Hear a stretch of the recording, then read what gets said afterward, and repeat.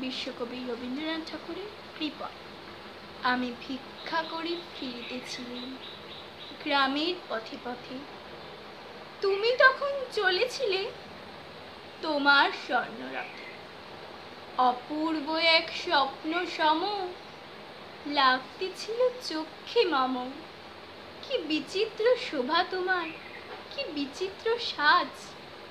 আমি মনে ভাবতেছিলেম, এ কোন মহারাজ আজি শুভক্ষণে রাত পোহালে। ভেবেছিলেম তবে আজ আমারে দাঁড়ে দাঁড়ে ফিরতে নাহি হবে। বাহির হতে নাহি হতে কাহার দেখা পেলেম পথে।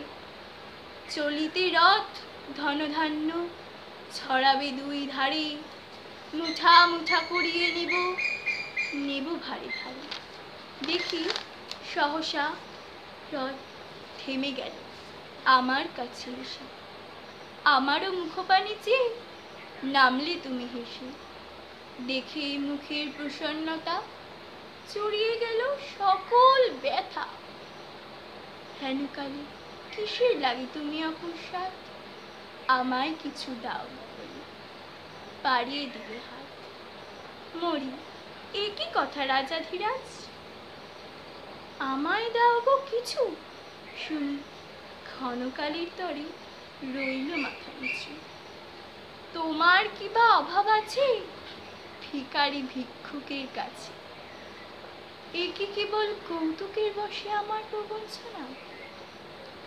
ঝুলি হতে দিলেম তুলি একটি ছোট্ট কণা।